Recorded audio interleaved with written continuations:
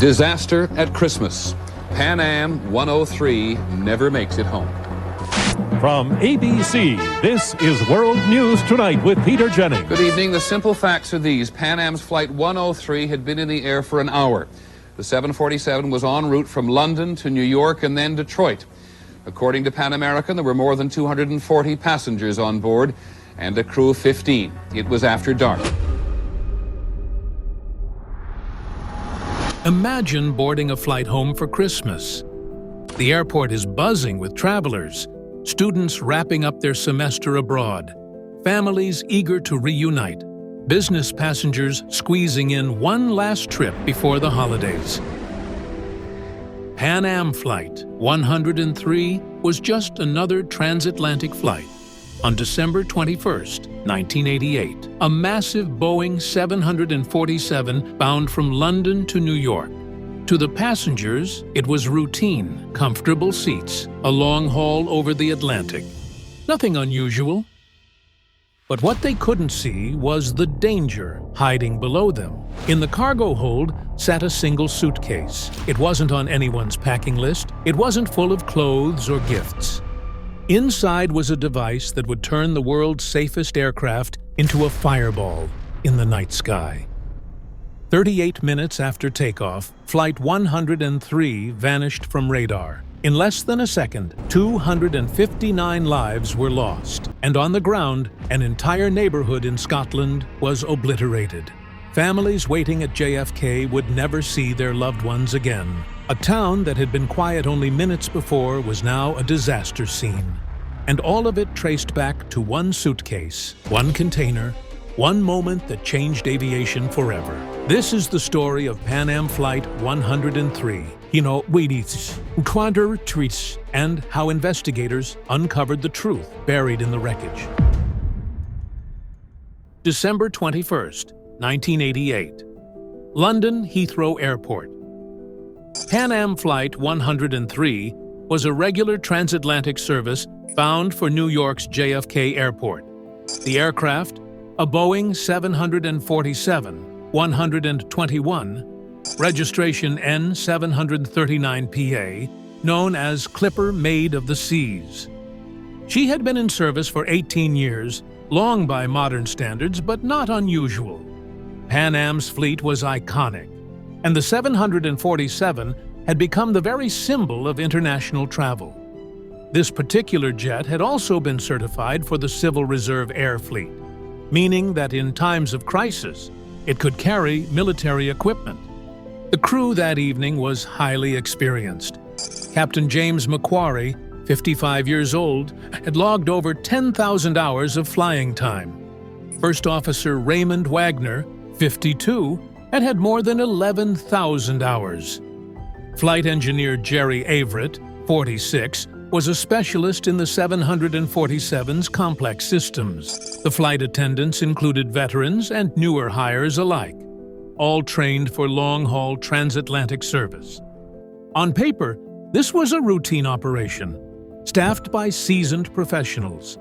The passengers reflected the diverse world that Pan Am connected. 35 Syracuse University students, returning home after a semester abroad. Families traveling together for Christmas. Diplomats and government officials heading home for the holidays. Business travelers closing out the year. There were couples on vacation, young children, and retirees finally visiting relatives in the United States. Some had booked their seats months earlier, while others had transferred onto this flight at the last minute. Their reasons for traveling were as varied as their backgrounds, but all shared one thing. They expected to land at JFK that night and carry on with life. One was 20-year-old student Timothy Cardwell, heading home to New Jersey after studying in London. Another was 47-year-old opera singer Karen Louie, who had just performed in Vienna and was traveling to New York for the holidays. Whole families were on board: Charles and Patricia Hudson, and their 2 daughters, and several generations of extended families traveling together. For each of them, Pan Am 103 was just one more step in the long rhythm of international travel. No one could have imagined that this ordinary flight would be their last. In the cargo hold were more than just bags. Mail, freight, and Christmas packages bound for America were loaded into containers, each logged, weighed, and placed to balance the aircraft's center of gravity. To the ground crew, it was another day at Heathrow. Nothing about AVE 4041 PA stood out. It was just one of dozens of containers being shifted around the airport that day, part of a seamless global system moving people and goods across continents. At 6:04 p.m., Flight 103 pushed back from stand Kilo 14. The weather was typical for a December evening. Overcast skies, light winds, and good visibility. At 6:25, the four Pratt & Whitney JT-9D engines spooled up, generating more than 200,000 pounds of thrust. The 747, weighing over 700,000 pounds fully loaded, rolled down the runway and lifted into the night sky. For passengers, the routine was familiar. A long climb, seatbelt signs off, flight attendants beginning service, and travelers settling in for the 8-hour flight. The climb was uneventful. Controllers cleared the aircraft through successive altitudes until it reached a cruising level of 31,000 feet. On the flight deck, the crew settled into routine. Navigation checks, fuel checks, crossing clearances. Every parameter indicated a normal flight. Nothing unusual appeared on the instruments. This was the kind of routine that defines modern aviation. Thousands of hours of flights with predictable, safe outcomes. At 7:02 p.m., Scottish Oceanic Control transmitted the next clearance. Clipper 103, contact Scottish on 135.85. A simple instruction to switch frequencies for the oceanic crossing. The message was never acknowledged. At 7:03, secondary radar contact was lost. Controllers initially suspected a simple transponder malfunction, something that happens from time to time. But seconds later, the primary radar showed multiple returns fanning outward. Not a single aircraft, but fragments.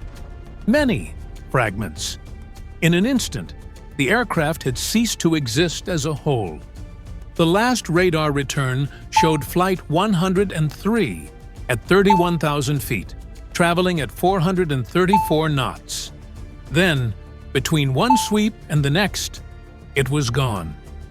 At 7:03, police in the town of Lockerbie reported an aircraft crash. By 7:04, emergency services were mobilized. At 7:37, the first ambulances were dispatched. But there would be no survivors to rescue. Residents of Lockerbie described the sound as thunder growing louder until a fireball lit the sky. One enormous section of wreckage, the wing center section still full of fuel, slammed into Sherwood Crescent at over 400 knots. The impact created a crater nearly 50 meters long and hurled debris for miles.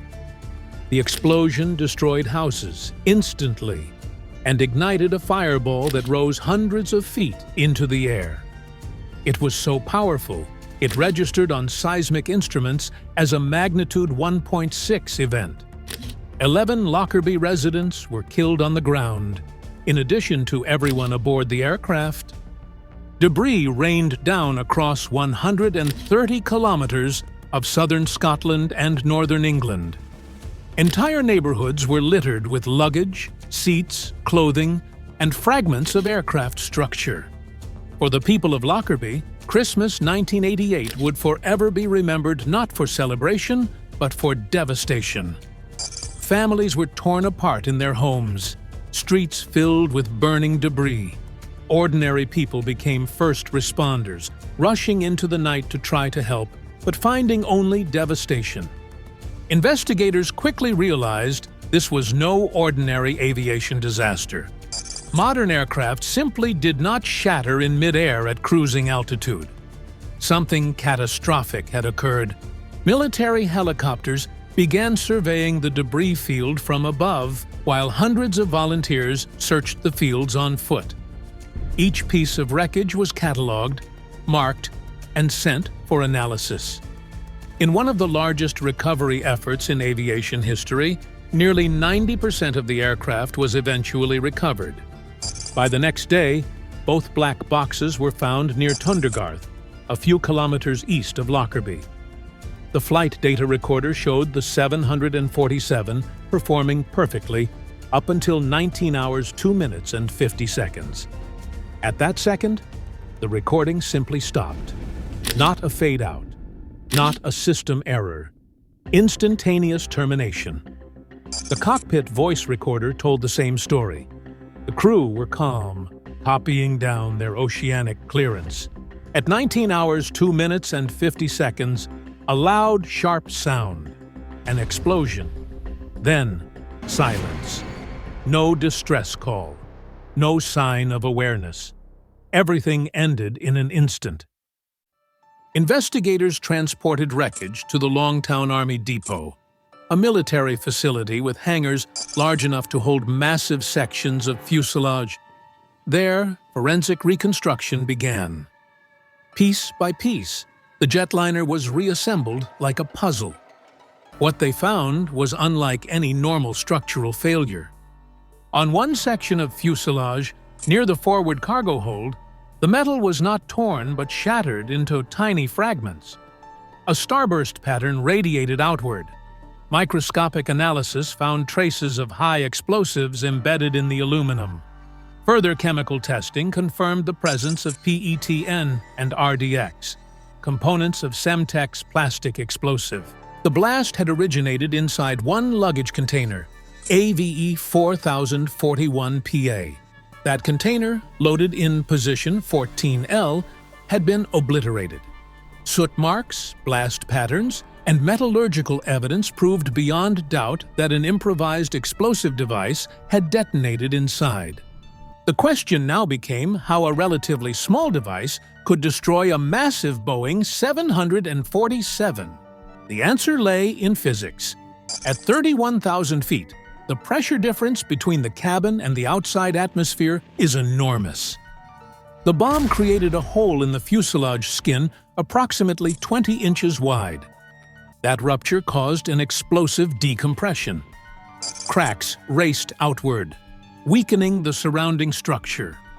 Within 1 second, stresses exceeded design limits. Within 2 seconds, the forward fuselage began to break away. Within 3 seconds, the nose section detached entirely. The aircraft pitched violently, tearing itself apart in less than half a minute. The breakup was unstoppable. No pilot action could have saved the jet. In 46 seconds, Pan Am Flight 103 had fallen from the sky. For Lockerbie, the impact was devastating. 21 houses were destroyed in the Sherwood Crescent explosion. Families were killed in their homes. Fires burned across the town. Emergency services fought to control blazes from burning fuel and debris. Forensic teams recovered bodies across fields, gardens, and streets. The disaster claimed 270 lives in total, 259 aboard and 11 on the ground. Post-mortem analysis showed most passengers died from rapid decompression, cold, and trauma as the aircraft broke apart. Few were killed directly by the bomb itself. The device had destroyed the plane, not the people inside. The horror came from the disintegration of the aircraft, not from the blast wave. The investigation exposed severe weaknesses in aviation security at the time. Checked baggage could travel unaccompanied if a passenger failed to board. Interline baggage transfers, where luggage moved between different airlines, had little oversight. Plastic explosives like Semtex were virtually invisible to the X-ray machines of the 1980s. These flaws were known, but airlines resisted fixes due to cost and inconvenience. Lockerbie forced the world to confront the consequences of those decisions. In the years following the disaster, sweeping changes transformed aviation security. Positive passenger baggage matching became mandatory. A checked bag cannot fly unless its owner does. Advanced explosive detection technology was introduced. Trace detection systems capable of picking up microscopic explosive particles were deployed in airports worldwide. International treaties created new standards for aviation security, forcing cooperation between airlines and governments. The technical lessons went further. Engineers studied ways to build blast-resistant containers that could absorb or deflect the force of an explosion. Aircraft structures were redesigned with more redundancy, so that a single rupture would not necessarily mean total destruction. Flight recorders were improved, with longer recording times and independent backup power to survive catastrophic electrical loss. But Lockerbie was also about accountability. The criminal investigation was one of the largest and most complex in history. Traces of a Toshiba cassette recorder, fragments of a suitcase, and pieces of timer circuitry were painstakingly recovered from the fields. These tiny clues eventually led investigators to Libya. In 1991, 2 Libyan intelligence agents were indicted. After years of diplomatic pressure, one, Abdelbasset al-Megrahi, was tried in a special Scottish court convened in the Netherlands. In 2001, he was convicted of 270 counts of murder and sentenced to life in prison. The case tied the bombing directly to Libyan state-sponsored terrorism, though debates over responsibility continue to this day. For the families of victims, the legal process stretched on for decades. Compensation agreements were reached with Libya. Sanctions were imposed by the United Nations. Diplomatic relations shifted as governments weighed justice, politics, and the long shadow of terrorism. Megrahi was eventually released on compassionate grounds in 2009 due to terminal illness, sparking outrage among victims' families. To this day, questions remain. Who else was involved? Was the entire truth ever revealed? For many, closure never came.